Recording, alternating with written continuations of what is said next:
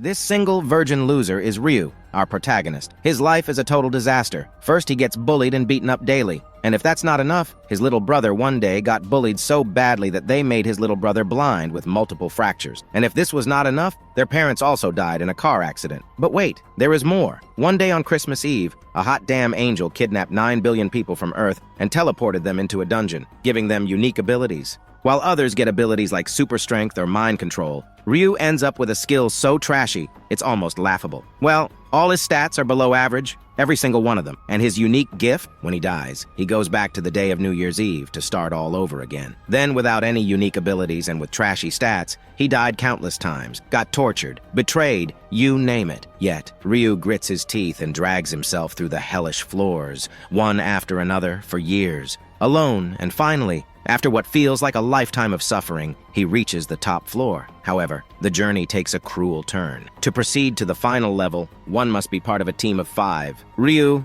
ever the loner and still a virgin, doesn't meet the criteria. So once more he dies, this time on his 99th attempt. Yet as fate would have it, the clock resets. It's New Year's Eve, and Ryu finds himself back at the starting point with one last chance to change his destiny.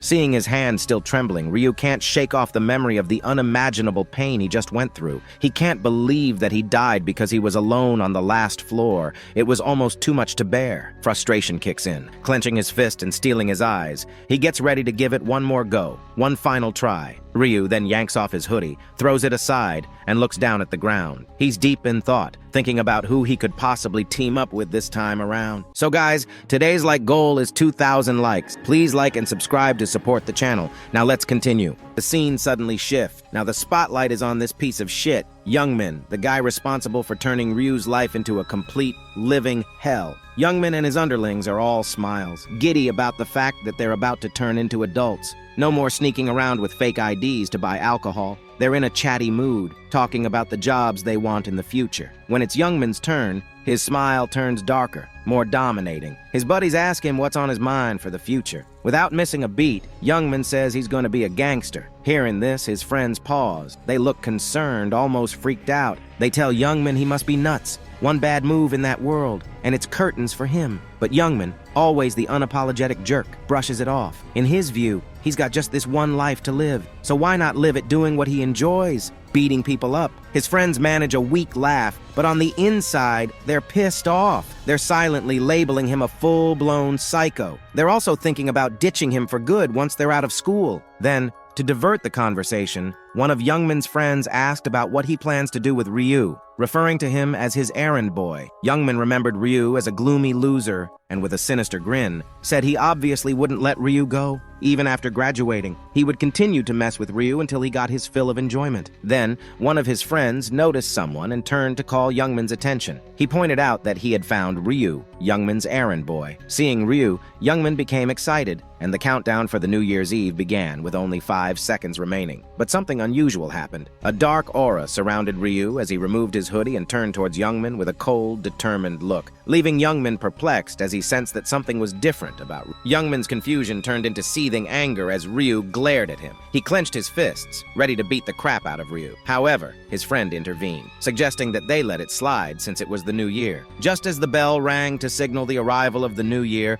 a chilling voice echoed through the area, addressing all the humans as if they were insignificant creatures. This unexpected voice left Youngmin and his friends stunned, wondering where it had come from. From above the sky, the angel descended ever so slowly, dressed in a pristine white gown with enormous wings to match, one eye obscured by a piece of cloth. The angel looked down at the crowd with an amused smile. She commented that watching humans always felt like observing monkeys in a cage. Meanwhile, the crowd below was losing control, some thinking it was an event organized for the new year, while others were taken aback, finding it all too real, and some were already enamored by the angel's beauty, calling her hot and pretty. Ryu, on the other hand, glared up at her. Even though she looked hot, after seeing her for the 99th time, his anger still boiled within him. The angel let out a slight laugh, calling all the humans trash for falling for her beauty. She warned them not to have any naughty thoughts, as she had no intention of mingling with trash like them, and the people just listened to her in utter silence, shocked. With her hand resting on her chin and a look that seemed like she was contemplating something delicious, the angel said that since they all appeared stunned, it must mean they can see and hear her, and so her game should begin. At that moment, A drunken man yelled at the angel, cursing her, questioning her cosplay, and even calling her a bitch. Ryu, upon hearing, felt a sense of pity for the man. In the next instant, the angel's warm, inviting smile twisted into a horrifying, deathly glare. Her eyes glowed a menacing red, her expression became scary, and with just a simple flick of her finger, the man's head popped like a bubble, splattering blood all around. The crowd, now truly horrified, erupted into chaos, scattering in every direction. Continuing with her terrifying aura, the angel pointed her finger at the crowd. She spoke in a chilling tone. "How dare a lowly human speak informally with my mighty self?" Then, as if switching a button, her aura returned to its previous kind state. She spoke politely but firmly, warning the crowd that they had no right to question her if they didn't want their heads to explode like that unfortunate man. Panic began to wash over the crowd like a tidal wave. She began to explain what they had to do and what this game was all about. Ryu, on the other hand, remained frustrated as he had to listen to her once again. With a warm smile and a kind aura, she extended her hand forward and stated that they would have to play a simple game. This game would consist of 20 rounds and would start on the 1st of every month. Their souls would be transported to another world, and after clearing each round, they could return to Earth. It sounded simple enough. Hearing this, the crowd was confused, thinking they could live just by playing a simple game. Even Youngman was a bit panicked. Then, the angel dropped another bombshell, saying, "Who said all humans will live? Even if they complete the quests, only half of the participants will survive." She then proudly declared how kind she was for sparing half of them, and Ryu just stared at her, not uttering a single word. Then, the angel let slip another piece of shocking information, that she wouldn't be taking all the humans. With a naughty smile, she explained that she would only take humans between the ages of 15 to 29. Upon hearing this, one man got incredibly happy, making strange faces and shouting that he was saved and wouldn't have to die. Another young man grabbed the old man's collar in frustration, and they began to fight. Panicked, Youngman stepped in to stop them, warning them to remember what happened to the guy who had shouted, his head popping like a bubble. The angel turned around and began counting. After some time, she declared that a total of 1.8 billion humans were present. With a warm smile, she flicked her fingers, and in the next moment, Ryu found himself in a room surrounded by nothing but whiteness. The angel started to explain that in this place, the participants could create a physical body exactly as they wanted, and their souls would be transferred into that body. Standing in front of a mirror, Ryu instantly created a character without much thought, using the body from his previous regression. He chose the nickname Black Scythe. A bright light covered his eyes, and in the next moment, a beautiful field appeared, filled with lush greenery, forests, and mountains. Ryu, with his badass character, magically appeared here with jet black hair and piercing red eyes. Clenching his fist, he mused how using this body so many times had made it feel almost like his real one. Slowly, other participants began to appear in the landscape. Their faces showed fear, panic, and in some cases, awe at their own transformation. Some had chosen appearances resembling famous movie stars or strikingly good-looking personas. Ryu looked at them and thought back to his own initial choices. He remembered that he too had first opted for a flashy, handsome appearance, but that had drawn too much attention, and because of that, he died pathetically. So now, he chose to keep it as simple as possible, avoiding unnecessary attention. Then Ryu's eyes shifted toward Youngman, that piece of work who always made life miserable for him. In this new world, Youngman looked pretty much like his real-world self, just taller and more muscular. He walked with a proud smile and eyes that sparkled. Ryu couldn't help but flash a grin mixed with sweat, noting that Youngman, true to form, had buffed up his character again. Then the angel congratulated everyone on crafting their desired bodies, mentioning how their fearful expressions delighted her. One man dared to ask, saying, "It doesn't seem like 1.8 billion people are here. Is there an error?" Hearing this laughingly, the angel replied, addressing humans as inferior, and she shouted, saying, "Did she give them permission to speak?" She stated that there were many angels taking care of small groups, and it was none of their business. She warned that if anyone spoke without her permission, she would pop their head like a bubble. Saying this, she started the quest. Then she commanded all the humans to say, "Status window," and as they did, a status window appeared in front of them. Just like always, Ryu's stats were trash, with his strength, intelligence, agility, and luck all at 3, without any normal or skill. The angel continued, saying, Now that everyone has opened their status window and got familiar with this system, specially designed like a game for trash humans to understand easily, she gave an evil smile and extended her hand forward. She announced that if they increased their levels and cleared the 20 rounds, they would be granted a wish, and they could wish for anything they wanted. Hearing this, everyone, including young men, got stunned. Then, with an amused smile, she announced that now she would give everyone their unique skill. In front of them, a crystal appeared, and when they broke the crystal, they got their unique skill. As young Min broke his crystal, he was shocked, and then the angel said, "Since all of them received their unique skill, let the game begin." With a flick of her finger, a notification appeared in front of everyone, instructing them to kill 100 goblins to survive this round. And just like that, a goblin appeared in front of them. The sight of the goblin approaching them with a dagger sent shivers down the participants' spines. Just when they thought things couldn't get worse, the angel had another surprise. Spreading her legs, spreading her hands wide, she summoned a whole army of goblins, amplifying the panic among the participants. The angel couldn't be happier, her mischievous smile reflecting her delight at the prospect of a life-or-death battle between 10,000 humans and 50,000 goblins. Suddenly, a goblin charged at the crowd. The tension was palpable. But then, to everyone's surprise, Ryu stepped forward, unarmed. As he advanced towards the charging goblin, murmurs rippled through the crowd. Everyone tried to warn him, claiming it was too dangerous. However, Ryu seemed to have a different plan in mind. With remarkable force, he delivered a powerful kick, sending the goblin flying backward and shocking the entire crowd. He changed his plans and decided to show his full power to the crowd, as it was part of his future plans. Picking up the goblin's dagger, Ryu fixed his gaze upon the angel, determined to capture her attention. Then, as two more goblins charged at him, Ryu got ready with his dagger. In a flash, both were slain. Again, all the people were shocked, saying how cool Ryu was. Then one person started to say that these goblins might be weak, and they too could easily kill them, believing it was not a big deal. But before he could finish their sentence, a goblin jumped at them, grinning, and stabbed them to death. Witnessing this, everyone panicked and started to run. Meanwhile, Ryu effortlessly continued to eliminate the goblins. As they witnessed the horrifying scene of goblins mercilessly killing humans, Ryu knew that now there would be only one thing on the minds of these people: survival. Some might try to run,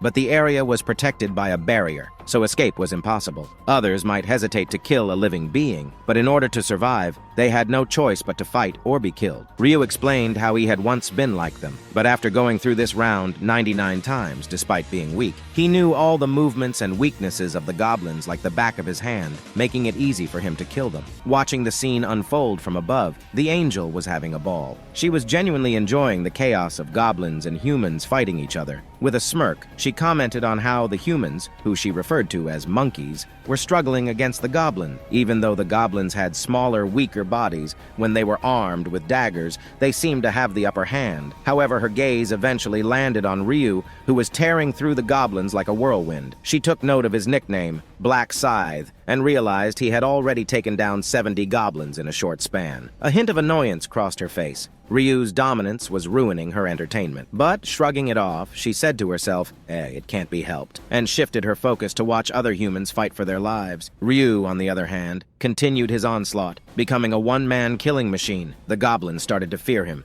Seizing the moment, Ryu checked his status window. He had leveled up to 4 and had 6 stat points to allocate. Without hesitation, he dumped all his points into agility, explaining that agility not only boosts dodging ability, but also impacts attack and movement speed. At the start, agility's the real MVP, Ryu thought. Looking at his dagger, Ryu said out loud, "This should get that pesky angel's attention." With a swift throw, his dagger found its mark, embedding itself in a goblin's head. With his arm still outstretched from the throw, he confidently declared his intent to wipe out all the goblins that day. The goblins shivered in fear, sensing the resolve in his voice. Ryu, not missing a beat, got back to work, and in no time, he had reached his goal. 100 goblins defeated. After successfully completing the quest, a bright yellow light enveloped Ryu, creating a protective shield that kept the goblins at bay. Standing there with a cool, collected expression, he remarked that the first round was a piece of cake. He'd gone all out, slicing through goblins like a maniac, just to grab that angel's attention. But truth be told, there was another reason too. Then, with a sly grin, Ryu shared that he was also aiming for a secret reward. The system, impressed by his lightning-fast completion time of 10 minutes and 21 seconds, congratulated Ryu for achieving rank 1 in all the zones, setting a new historical record. Feeling pretty pleased with himself, Ryu explained that he had an ace up his sleeve. As a reward, the system granted Ryu a coupon, a real game changer. With it, he could choose any low-rank rare weapon he wanted, absolutely free. Ryu, still sporting a hand stained with goblin blood, eagerly clicked the coupon, and before him materialized an array of weapons. However, there was a tinge of disappointment in his eyes. You see, his trusty main weapon was a scythe, a rare find indeed. So, begrudgingly, he settled for a dagger, tossing aside the measly goblin dagger like it was trash. Meanwhile, the other players were still caught up in a life-and-death struggle. Ryu, though, was in a league of his own. He casually checked his status window, and there was a title that caught his eye, one he'd never encountered in his previous 99 lives, the Last Time Regressor. This was new to him, and he couldn't help but wonder what it meant. The scene shifted to a flashback, giving us a glimpse of how Ryu earned this new title. Ryu, maintaining his poker face, had utilized the Ryun Stone, causing it to slowly fade away as he revived his unique skill, regression. However, the system promptly notified him that this marked the 100th time he'd used this skill, and it was now time to bid farewell to it. Now, this wasn't much of a shock to Ryu, who had anticipated that his skill would be removed after the 100th use. Otherwise, he might have regressed infinitely. However, there was a twist in the tale. Another system notification popped up, catching Ryu off guard. It informed him that this 100th regression had earned him a special title, the Last Time Regressor. This news left Ryu genuinely stunned. You see, in this world, titles were exceedingly rare, and each one came with its own set of skills and stat boosts. Intrigued, Ryu examined his new title and what it offered. Upon death, he would be resurrected with full health, and what's more, he could choose the exact location where he'd return to the land of the living. This, however, was a one-time use ability. At this revelation, Ryu broke into a smile, a genuine one. He rested his chin on his hand, realizing he'd just laid his hands on something truly extraordinary. After that, Ryu, feeling a bit restless, stretched out his arms. He was honestly getting bored and wondered how Youngman was faring. After a quick look around, he spotted Youngman. The dude was still kicking. Ryu smirked a bit, thinking, guess he's gonna make it through this mess like before. As time went on, more participants were finishing their quests. But the angel. She looked like she was about to doze off. She even said it was getting boring since there were now as many humans as there were goblins. Down on the ground, it was a completely different story. Humans were in a real mess. Some looked like they were on their last breath, while others were sobbing, holding their loved ones close. Then, out of the blue, that mischievous angel got a wicked idea. She decided to spice things up. As if things weren't bad enough, the terrified black-haired girl watched in horror as her injured hubby started to fade away, like he was just disappearing. And it wasn't just him. All the dead bodies began to vanish, just as everyone was trying to wrap their heads around what was happening. A massive group of goblins appeared and rushed towards the humans, causing complete mayhem. From a distance, all you could see was a messy, brutal fight. Goblins and humans were going at it like there was no tomorrow. And up above, that angel was having the time of her life, laughing like a total maniac, and even had the nerve to say she was being generous by giving them 50,000 goblins for free. Ryu, on the other hand, was just chilling, sitting protected under his barrier. He didn't even flinch or show any emotion, even though things were getting pretty wild out there. After what felt like forever, a system message popped up. It announced that 5,134 folks managed to finish their quests, marking the end of the round. Then,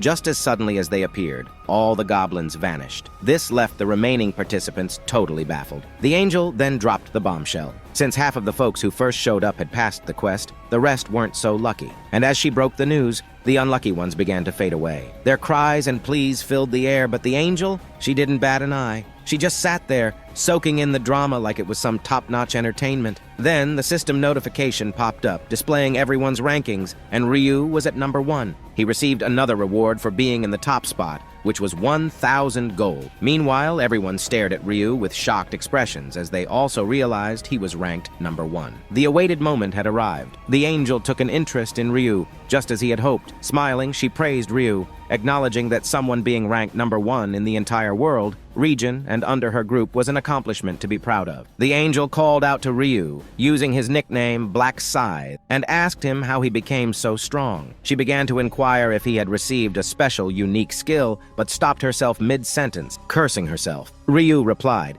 asking if she couldn't already tell what unique skill he had since she was an angel. The angel panikedly responded that of course she could, as she was a mighty angel, and she was merely asking. Ryu smiled inwardly, knowing that she couldn't actually discern his unique skill. Then Ryu dropped a bombshell, asking the angel for a favor. That wiped the smile off her face. You could hear a pin drop as everyone's jaws hit the floor. Ryu, bold as brass, said the rewards were a bit naff and he wanted something more. The crowd couldn't believe their ears. How could he talk to an angel like that? The angel, though, she was fit to burst. Rage was bubbling up inside her like a volcano ready to blow. In a voice that could curdle milk, she asked Ryu to spit it out. What did he want? Ryu, never losing his cool, said he wanted a better prize. The angel was seething, her eyes turning as dark as the abyss, a terrifying aura swirling around her, veins popping out like she was about to go supernova. Slowly, her hand reached out like she was going to squash Ryu's head like a grape, but she stopped herself mid-reach. She remembered she couldn't use her head-popping power again. Not yet. She had a 1-per-day limit, and she had already used one before. In a sudden twist,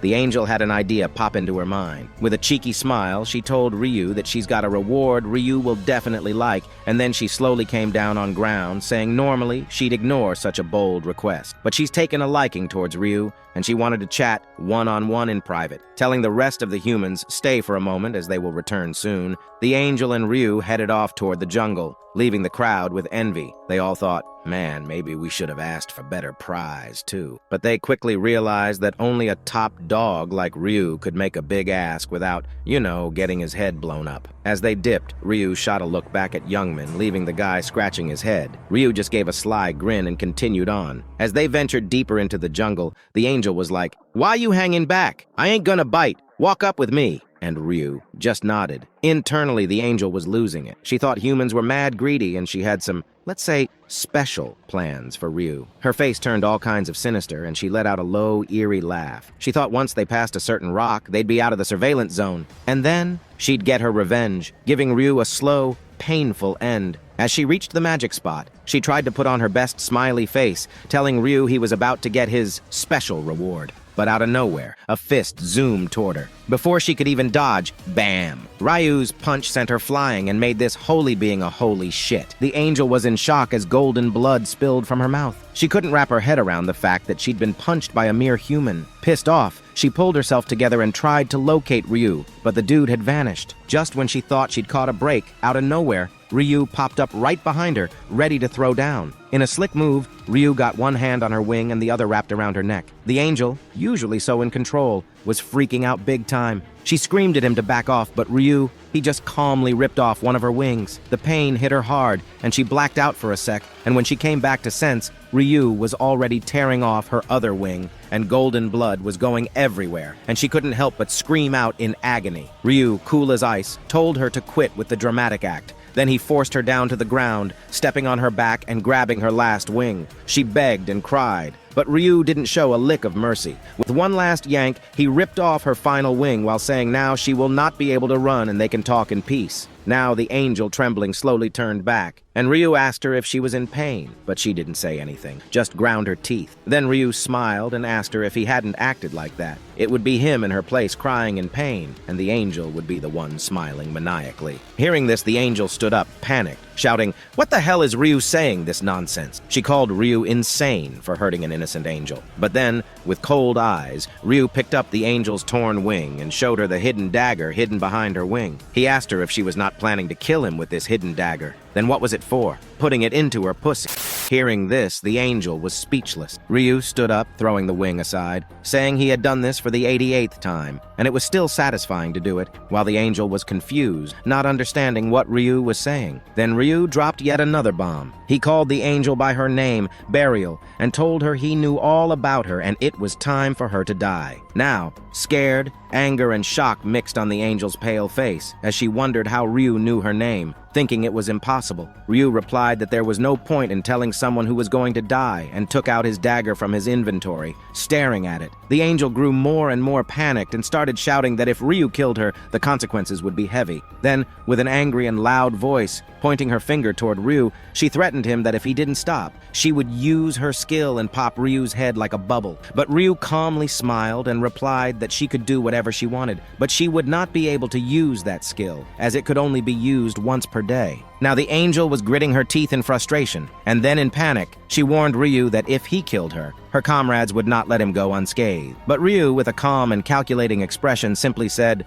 "Comrades, my ass." He knew she was a virgin loser with no friends, and no one was going to come to her aid. The other angels didn't care about what happened to their fellow angel. Ryu slowly advanced toward the angel, and she began to utter threats about how he would regret killing her. But before she could finish her sentence, Ryu raised his dagger and thrust it into her chest with great force, ripping her apart. Golden blood splattered all around her, and she screamed in agony. However, Ryu's expression remained cold and calm as he stood over her lifeless form. The system then notified Ryu that he had achieved an unbelievable feat. He had become the first in history to kill an angel. As a reward for this act, he received 2 rewards. First, he obtained the angel's special essence, her juice, and second, he acquired an ability ruin crystal. This was the entire reason he had killed the angel, and he had succeeded in his goal. The ruin was known as the Ruin of Slaughter, and Ryu wasted no time in utilizing it. As he activated the ruin, it began merging with him, and the system promptly notified him that he had gained a unique skill known as the Butcherer. With this skill, every time he killed his target,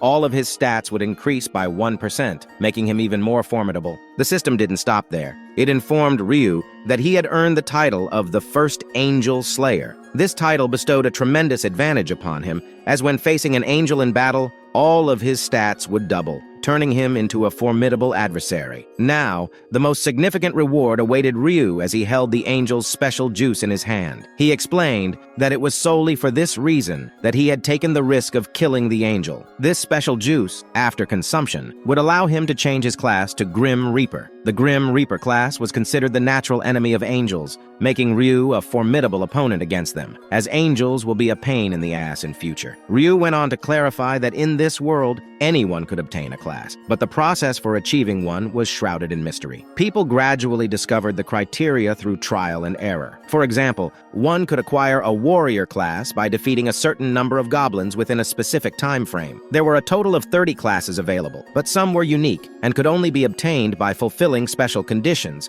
such as drinking an angel's special essence. These unique classes were significantly more powerful than the standard ones. Ryu had explored all the classes in his previous 99 lives and found that the Grim Reaper class was the best choice, enabling him to fight angels on equal footing in future. Ryu wasted no time in claiming his rewards for coming in first place in the entire region. He carefully selected a 3x experience buff for 2 rounds, fully aware of its importance. He already possessed valuable information and a good amount of gold, but he needed to level up quickly for his future plans. As Ryu made his choices, the angel's presence began to fade, and a soothing white light enveloped the entire area. The scene then shifted, and we found ourselves back on Earth with Youngman. He was panting and bewildered, slowly raising his head as he wondered if everything that had transpired was merely a bad dream. However, Youngman noticed something odd. He checked his phone and discovered that exactly 5 hours and 20 minutes had passed, precisely the same amount of time as in his dream. Gradually, others around him began to wake up with headaches. Youngman's friend also woke up, confused, and shared that he had experienced a strange dream. But Youngman observed something even more alarming. As he pushed his friend's foot gently, there was no response.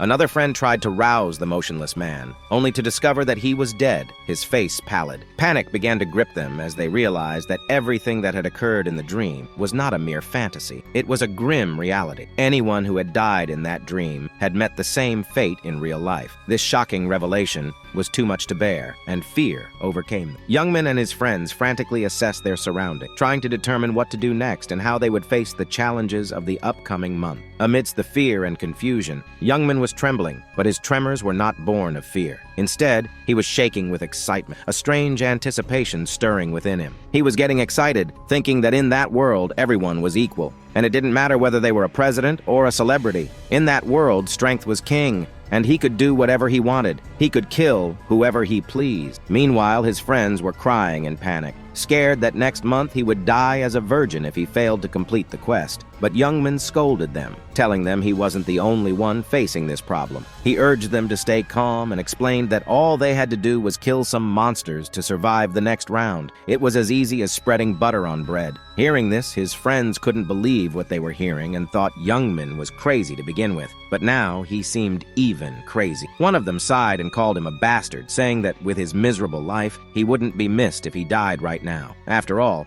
he had tons of things he wanted to do. Youngman paid little attention to their words. He was scanning the crowd. His friends asked him what he was looking for, and it turned out he was searching for his personal punching bag, Ryu. He wondered where that little rascal had gone. He had definitely seen him heading in that direction before he passed out. Could it be that he couldn't even make it past the first round and died there? But still, not finding him, he calmly shrugged his shoulders. It made sense to him that a loser like him didn't survive, and most likely had died. Suddenly, something in the crowd caught his attention. He saw a man in medieval armor. Young men couldn't understand who this guy was and where he managed to dig up this outdated armor. But then he realized it could only mean one thing. The status windows were working here as well. As soon as he gave the right command, his status window with his characteristics appeared in front of him. He couldn't believe that it had worked. Young men immediately shouted to his friends to all try to turn on their status windows because it worked here too. They were once again shocked that it worked. Seeing their actions, the others also followed suit. But everyone was curious if this meant that they could use all of their stats and items here. A few hours late, to test this, Young Min picked up a small pebble from the ground and squeezed it in his hand. It shattered into small pieces, and the remnants of the stone turned into a saw blade that spilled out through his fingers. Seeing this, he let out an evil smile. A few hours later, the next breaking news was announced on morning news nationwide. Multiple angels were seen worldwide, and 9 billion people died overnight, while another 9 billion people gained mysterious powers, turning the whole world upside down. Ryu Min walked down the street with a serious face, reading the news on his smartphone. He thought to himself, it's just the beginning. The real chaos is about to come. The real problem was now on round 1. People didn't become that strong. They reached just the level of a pro athlete. The real chaos would begin from round 2, when they would get magical powers, giving rise to numerous criminal activities as modern weapons wouldn't work on them. Ryu wasn't going to sit back and watch the world descend into chaos. If he had left things as they were, the Earth would likely have fallen into ruins before the 20th round arrived. There was only one solution. He would have to control the other players by overpowering them, making them his slaves. With a serious expression, he realized that he needed to gather his 5 teammates as soon as possible, and he had some of them in mind. But then he said to himself, that's not important now. There's something even more important to do. He left with determination. He reached his house and knocked on the door of the apartment building in one of Seoul's neighborhoods. No one answered or opened the door, so he retrieved the key from its hiding place and let himself in. It was dark inside, and he noticed an uneaten instant cup noodle. Slowly, he approached his bedroom. There, his little brother, Wani, slept peacefully and carefree on the floor. Seeing him, Ryu couldn't help but let out a warm smile. He was glad that his younger brother was safe and sleeping peacefully. He continued to watch over his sleeping brother with affection for a while. Ryu explained that his younger brother's name was Wani, and he was in his 3rd year of middle school. With a sad tone, he continued, saying their family had once been quite ordinary and happy. But after their parents died in a car accident, a lot of things changed quickly for them. One of the most drastic changes that happened was that Ryu became his little brother's only family and guardian. As Ryu examined his little brother, he noticed a band-aid coming off his hand and some bruises on his shoulders, as if someone had beaten him up. Gently, Ryu glued the band-aid back on and just stared at his brother, lost in thought. Morning came, and Ryu woke his little brother up, informing him that it was morning and time to wake up. Wani, still sleepy, slowly woke up and questioned why he was being awakened so early, especially when he had no classes today. Ryu, seeing how lazy his little brother was, pulled the blanket off him, startling him and waking him up in shock. Ryu explained that they didn't have time to sleep, and that he would explain everything later. For now, Ryu instructed him to hurry and dress up as they had to go somewhere urgently, his face still serious. Wani took his time, not fully understanding what was happening. He yawned and asked where they were going, but Ryu, with a serious expression, told him that they didn't have time to relax and the whole world was in chaos. Wani asked if something was wrong with the New Year ceremony he was going to attend, but Ryu urged him to get out of the house first, promising to explain everything later. As they left the house and strolled down the narrow street, Wani couldn't help but notice a significant shift in his brother's demeanor.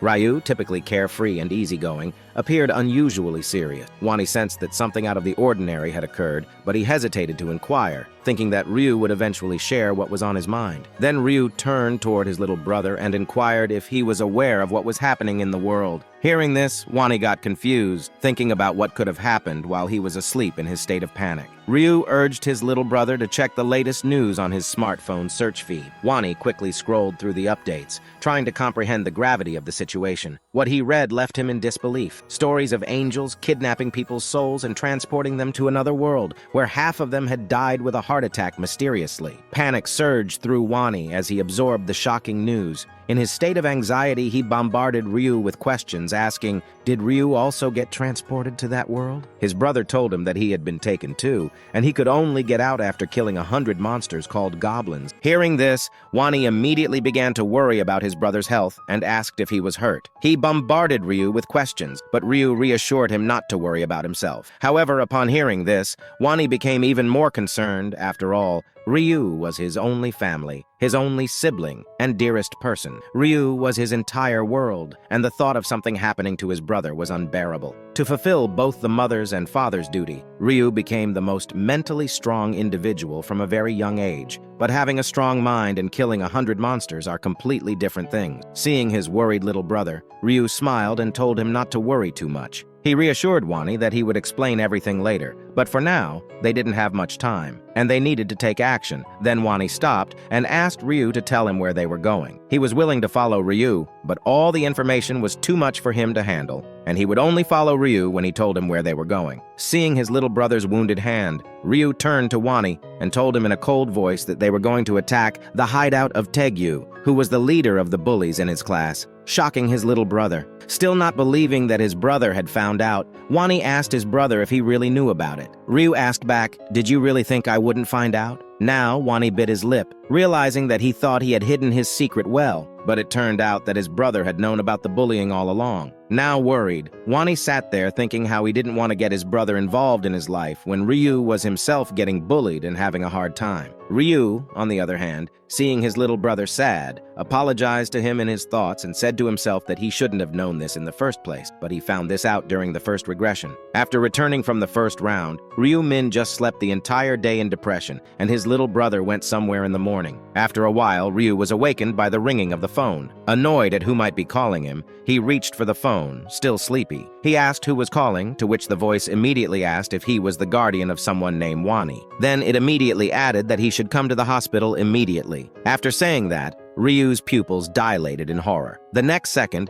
he quickly got dressed and ran out of the apartment. And that day, his little brother got bullied so badly by Taegyu that Wani became blind with multiple fractures. Looking at his younger brother, who was sitting in the corner of his room with his arms wrapped around his knees, depressed, Ryu was shocked and angry with himself because he was so weak and pathetic that he couldn't even protect his little brother. And now that he is no longer that weak, pathetic loser, he will do anything to protect his little brother. And his first mission is to beat the crap out of that son of a bully. Then the scene shifts, and we see an old factory. And inside that, Taegyu was beating someone furiously, asking why they hadn't brought him 200,000 won each as he had ordered them to. Shivering in pain and agony, the man tried to say something, but only managed to squeeze out another painful groan. Taegyu took that as ignoring him, which made him even angrier. He lifted his foot and swung it at the poor guy with anger in his eyes. Then he began to beat the poor guy again with anger, who had no chance to resist, and it would have made things worse because his assailant was not alone. Taegyu's friends stood aside watching this one-sided beating with a chuckle, but they were actually tense and afraid of Taegyu's ruthless attitude, since he was very unpredictable and very cruel. Even the other high school students were afraid of him. Taegyu was 185 centimeters tall,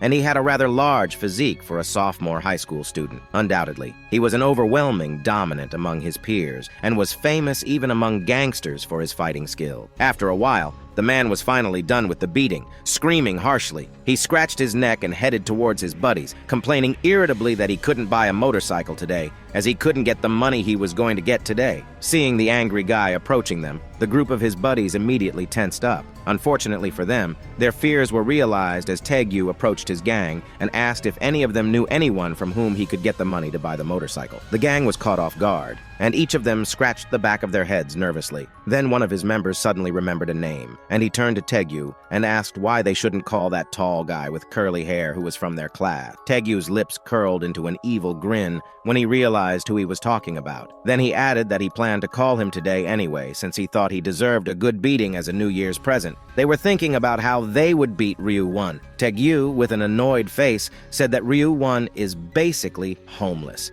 and they will not get anything from him. Then he decided that once he comes, he will beat the crap out of him and make him blind for being so poor. Then suddenly, a footstep echoed in the empty factory, and in the entrance, Ryu confidently entered the building, while Wani hesitantly followed behind him. Seeing Wani, the hooligans started laughing, saying they were just going to call him. And here he is. He came on his own. Then, noticing another person beside Wani, standing confidently, Taegyu got annoyed, thinking who he is. Then he shouted loudly, cursing Wani, saying how dare he bring someone without his permission. But Ryu just stood there silently, glaring at them, and Wani started to shiver in fear. Seeing this silent treatment, Taegyu got even more annoyed. Then he angrily, slowly came toward Wani and asked him if he brought another errand boy. But before he could say anything, Ryu stepped forward with a smile on his face and confidently stated that he was his older brother. Taegyu laughed, then turned to Wani, who was standing behind his older brother, and reminded him that he had already told him to watch his language if he didn't want to get beaten up. And now he had come with his older brother to his hideout to get revenge with a mocking smirk on his face. Taegyu clenched his fists and told Wani that he and his brother would die today. Then, turning to one of his minions, he nodded and ordered them to act. The latter, not realizing what he was getting into, nodded in agreement with a happy smile. While Taegyu was standing behind with his arms crossed, his underling slowly walked toward Ryu and started taunting Wani, asking if his brother had ever even killed an ant before. Now, standing face to face with Ryu Min, he compared his height with Ryu, saying how small he was, and how Ryu Min was even smaller than Ryu Wan. But before he could finish his sentence, a heavy fist came flying toward him, and the next thing he knew, he was lying on the ground, blood coming from his face and mouth. Seeing his friend's defeat, the other guy immediately rushed at Ryu, intending to strike him with his fist. However, Ryu Min dodged his attack and struck him in the jaw with his fist. The blow was so strong that the guy let out a painful scream and flew a few meters away, hitting some debris behind him. At the same time, the first guy, who had already recovered from the blow, as well as the remaining bald guy who was shouting angrily for him to die, rushed at Ryu again. However, this joint attack was of no use at all, as all they got was 2 blows to their faces and started crying in pain. At the same time, Taegyu was watching his buddies being beaten up and crawling on the floor with painful groans. Then he walked past the fallen members, came close to Ryu, and with a smirking smile asked Ryu that he must have been acting this confident because he must have some boxing training from somewhere. But it's not enough to defeat him, as, however skilled Ryu is, he will not be able to overcome the difference in weight class. Taegyu was 185 centimeters tall and had a sturdy build, while Ryu Min was 165 centimeters tall and looked frail. The difference in weight classes was obvious, and one could easily predict the outcome of the fight between the two without even watching it. However, to Taegyu's surprise, Ryu didn't look scared at all. With a smile on his face, he turned to the big man and asked him if he was not watching the news. Hearing this nonsense, Taegyu charged toward Ryu with his punch, but to his surprise, Ryu dodged it effortlessly. Then Taegyu threw punches and kicks after kicks, but Ryu dodged all of them effortlessly. Now his vision was getting blurry, and he was breathing heavily, wondering in anger why he couldn't land a single hit on Ryu while grinding his teeth. At the same time, Ryu's fist lit up with a blue aura. Then he turned to Taegyu and said that if he had been watching the news, he would have known that attacking a player like him so easily was tantamount to suicide. The next moment, he threw a lightning-fast punch that hit Taegyu's jaw, sending him backward, but it wasn't enough to defeat him. Taegyu once again rushed to attack Ryu with a fierce shout of curses. However, to his surprise and confusion, his blow did not hit the target as Ryu suddenly vanished. Unable to believe what was happening, he tried to turn around with horror on his face. Before he could react, Ryu threw another punch at Taegyu's face. With a painful groan, Taegyu rubbed his nose, and then blood started to come from his mouth and nose with a broken tooth. Seeing his broken teeth, he screamed loudly in anger, declaring that today he would kill Ryu. It would not be a peaceful death. He intended to torture him before delivering the final blow. With determination, he once again threw a punch toward Ryu Min. But this time, Ryu didn't dodge the attack. Instead, he grabbed Taegyu's hand, leaving Taegyu in shock. Ryu-min started throwing a barrage of punches toward Taegyu, and from behind, Taegyu's underlings were left surprised. Taegyu noticed that Ryu was only punching his face, trying to humiliate him in front of his gang. This realization fueled his anger, and he charged toward Ryu again. But this time, Ryu kicked Taegyu with great force. Taegyu went flying and crashed onto the wall. The kick was so strong that Taegyu was holding his neck, struggling to breathe. With broken teeth, shivering from pain, and saliva coming from his mouth, Ryu slowly walked toward Taegyu, and with a cold stare asked, "Does it hurt a lot?" Ryu was consumed by anger because during his earlier regressions when he was weak, he had seen his little brother getting bullied and brutally beaten numerous times. Those memories haunted him, and he couldn't forget them. As Ryu slowly approached Taegyu, he was terrified, fumbling to say not to come close. Taegyu was still holding his neck and begged Ryu not to beat him more, saying he was sorry. However, Ryu didn't continue the physical assault. Instead, with a warm smile on his face, he gently held Taegyu's hands and asked, "Will you marry me?" He continued, stating that Taegyu shouldn't have messed with his brother. With a snap, a crackling sound echoed in the factory, and Taegyu started screaming in agony. Ryu had broken all of his fingers, and Taegyu was in excruciating pain, clutching his hand. But the torment didn't end there. Ryu grabbed Taegyu's other hand, leaving Taegyu in terror. With another snap, he broke Taegyu's other 5 fingers, and Taegyu started to scream maniacally. Witnessing this merciless scene, all of Taegyu's underlings ran away in terror, and even Wani, who had been watching, found it too horrifying to bear. With a serious expression, Ryu warned Taegyu not to touch a single hair on Wani's head. Taegyu, crying, promised that he would never do that. But then Ryu began to smile with a very happy expression. He grabbed Taegyu again, stating that Taegyu might change his mind in the future, so he had to ensure Taegyu would never mess with them. With that, he broke Taegyu's wrists as well, and Taegyu screamed in agony for hours. The scene shifted, and we see Ryu walking, his little brother hesitantly calling his name. Ryu stopped, and Wani asked in surprise how Ryu did that, and if he had learned some kind of martial art in another world. Hearing this, Ryu smiled slightly and replied that just like the news said, players could use their abilities in the real world. As an example, he pointed to his hand, which shone with a bright golden light. In the next moment, a black dagger appeared in his hand, causing Wani to gasp in surprise. Seeing the dagger magically appear in Ryu's hand, Wani got very excited and curiously, with sparkling eyes, asked how Ryu did that. Ryu, with a kind smile, replied that this is one of the skills he got from the other world, and all the other players can use it. Then,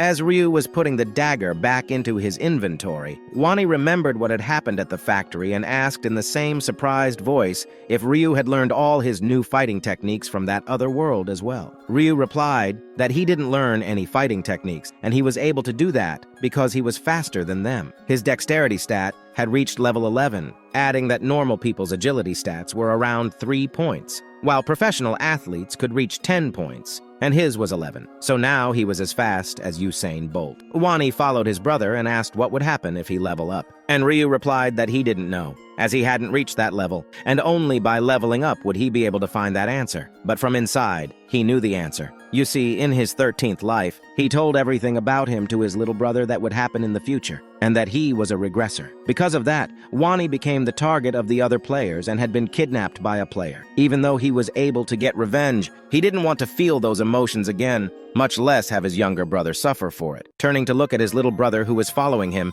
he told himself that he had to prepare himself to protect him in the upcoming fight between the players. Then Wani's stomach growled, and Ryu asked if he was hungry and suggested they go eat a good breakfast together. Hearing this, Wani happily nodded with shining eyes. Then the two brothers entered the nearest store. Ryu immediately headed towards the ATM. When Wani saw this, he asked where he was going, saying that the noodles were in a different place. But Ryu turned around and told him to wait for a few minutes. He went to the ATM and inserted his card. He looked at the screen and thought to himself that this was all he could save up to that point. His balance was 133,134 won, which was about $100. After selecting a transaction amount of 100,000 won, he pressed the button to confirm the transaction. Seeing the huge bills in his older brother's hands, Wani was surprised and asked why he needed so much money, to which Ryu replied that he needed it for something. Then the two reached an area selling premium foods, and Ryu asked Wani why he didn't choose something from here. Hearing this, Wani got startled, saying everything here is very expensive. Even the cheapest food here is for $20. But Ryu reassured his little brother that it's okay as it's New Year, and they should eat good food to enjoy the day. Hesitantly, Wani asked if they spend money on expensive food. Will they have enough money for living expenses? Ryu replied with a smile not to worry about money, and just to buy as he has a way to earn a lot of money. Then, Wani excitedly picked up a packet of pork belly meat, saying he always wanted to taste this, and today finally he will be able to. Ryu from afar was watching his little happy brother with a warm smile. Then, Ryu approached Wani, who was shining with happiness, and suggested that they go to a restaurant together sometime and order some roast beef. But Wani smiled the happiest smile Ryu had ever seen, and replied that there was no need, as he had more than enough of what they had bought today. Seeing how happy his brother was, Ryu told himself to wait for only 5 days, after which he could give his little adorable brother as much food as he wanted. He will give his little brother so much meat that he will get tired of eating it. Then the scene shifts, and we see Wani took a piece of meat with his chopsticks and put it on a spoonful of rice. As he took a bite and chewed it, he happily said with a happy face that it was delicious, really delicious. Ryu was really happy seeing his little brother happy. Then suddenly, Ryu stood up from his seat and told Wani to wait here as he had a very important thing to do. Wani asked him where he was going, but Ryu told Wani that he will know in a second. Then Ryu returned after a while, and he loudly slammed his hand on the table, placing his pen on it. Confused, Wani then noticed many lottery tickets and asked Ryu in an uncertain voice if all these are lottery tickets. Ryu replied, "Yes, they are." As he was opening his pen's cap, Wani, with a worried voice, asked how many tickets Ryu bought, and Ryu replied, 20. Hearing this, Wani got panicked, realizing his big bro just spent his entire savings on some lottery tickets, and he asked Ryu in concern how he could do that, and if this was the way of earning money Ryu was talking about, as he should know that it was almost impossible to win them. However, his older brother calmly told him to trust him and just watch. Then he took a pen and began to circle the numbers on the lottery tickets. Wani was puzzled when he saw Ryu circling numbers on all the lottery tickets. Worried, Wani asked Ryu why did he circle the numbers on each ticket, and Ryu replied with a smile on his face that he did it because those numbers were the winning ones. Then the scene shifts, and we see the brothers sitting in their house with lottery tickets on the table. Ryu was calmly flipping through his phone, while his brother nervously held the phone in one hand and propped his head up with the other. The announcement of the lottery draw was made from his phone. Wani was biting his fingernails with worry, staring at the screen of his phone with the live broadcast. He thought they were in trouble if they didn't win a single lottery because they had wasted all their money. As the live broadcast began, Wani became more nervous and Ryu scolded him not to be so nervous and to stop biting his nails. Wani said that they would have been better off buying better food with that much money. Then the hosts announced that the first lucky number was 3, and Wani stopped biting his nails. The second number was 18, and the third was 9. Wani was shocked as he saw the numbers matching the numbers on the lottery ticket that Ryu had bought. As all the numbers got revealed, Ryu matched the numbers on the lottery ticket with the phone screen. He was overwhelmed with emotion, looking from the phone to the ticket and back again. With happiness, he asked Ryu if this was all a dream. Ryu replied it's not a dream and told Wani that he told him he had a way to earn money. Realizing it's not a dream, Wani raised his hand high, holding the lottery ticket, and happily shouted that they won the first prize. Ryu then told Wani to stop shouting, as if the neighbors heard them. They might get into trouble, and Wani stopped shouting midway. Then Ryu warmly asked Wani if he's happy, and Wani replied, of course he is happy, and asked Ryu if he's not happy. Ryu, with a smile, replied that he is, but he was not looking excited at all. He explained that he was also like Wani when he first won the lottery in his 15th regression, but after repeating it for multiple times, it became more like a mandatory process or an annual event. Then Ryu said to himself that he has to earn money quickly, as after the death of 9 billion people, and the item trading among the players will crash the economy like crazy. But it was not the end of the surprise. Ryu won first prize for all the 20 tickets. Now holding all 20 winning tickets, Wani was in shock, asking Ryu that this still doesn't feel real, and how much is the total amount will be. Ryu replied he doesn't know, but then with a smile, he said the amount is so large that it will shake the entire world. Ryu got off the bus and walked down the street. He soon saw a tall building in front of him. It was the main branch of manhwaCapped Bank where he was to receive his prize. Normally, he would have been nervous before entering, but maybe it's because this is the 85th time he is receiving the grand prize. He is not nervous at all. The bank was crowded with customers, but none of them were lottery winners. Ryu went to the front desk in the lobby of the new building, and then he approached the employee on duty, telling him he is here to collect his lottery winning amount for the first place. Hearing this, the employee smiled and congratulated him on his winnings. At the same time,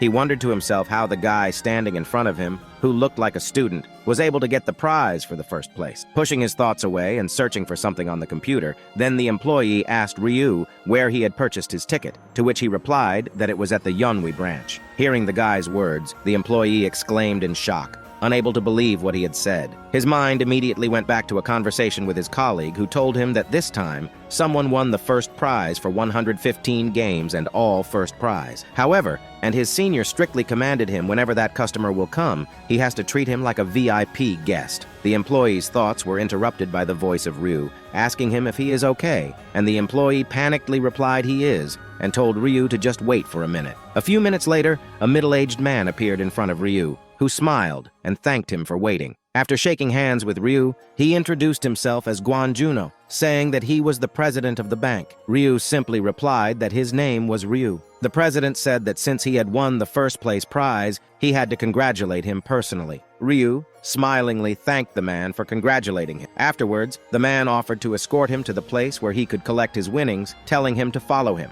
As they approached the door with a sign that read, "Lottery Ticket Sales Team," the president announced that they had arrived at the place. As soon as they stepped inside, they were immediately greeted by one of the female employees who stood up and bowed to greet the president. Noticing some young man next to the president, she couldn't help but wonder who it could be. But she didn't have to speculate because the next moment, the president himself introduced the guy, saying that he was the first place winner and that he had come to collect his prize. Then he told them to make sure that their guest felt comfortable. Surprised to see the guy who was talking casually with the president, the woman could hardly believe that in front of her was a man who had won first place for 115 games. Having recovered from her excitement and doubts, she told herself that she should calm down and do her best to satisfy the customer. After greeting him, she invited Ryu to sit down with a smile on her face. He did so, sitting comfortably on the chair right in front of her. She then asked him if he would like a drink, but Ryu simply replied that he would not, adding that he would like to get right down to business and take his prize. After hearing Ryu's answer,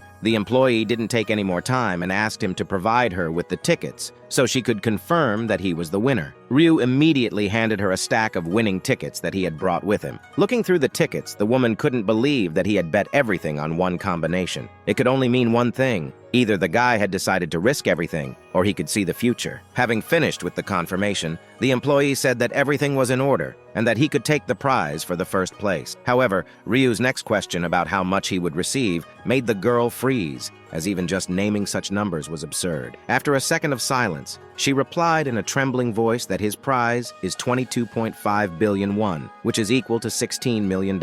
After he received his prize, everything went pretty quickly. The first thing he did was start looking for a place to move to. That same night, he opened a stocks account because he had information from the future. He knew that the price of Bitcoin would increase by 500% next month, so he also planned to invest his money in it. After returning home, Ryu showed his younger brother pictures of their new house and asked him if he liked it. Wani happily replied that it was amazing, adding that he had never seen such a huge and beautiful house in person. But Wani was confused about one thing. He asked Ryu why he signed a rental agreement when they had enough money to buy a house. Ryu replied that he didn't have any more money, as he had spent it all. His phrase made Wani freeze in place, and Ryu casually added that he had invested all the money into Bitcoin. When his younger brother heard this, he froze in place again, unable to understand how his brother could so easily say that he had invested $15 billion into Bitcoin. Ryu Min approached his younger brother, who had turned into a statue, and patted him on the shoulder, assuring him that he hadn't done it without thinking, and he knew the price of Bitcoin was going to rise. He told Wani not to worry. Then, hugging Wani,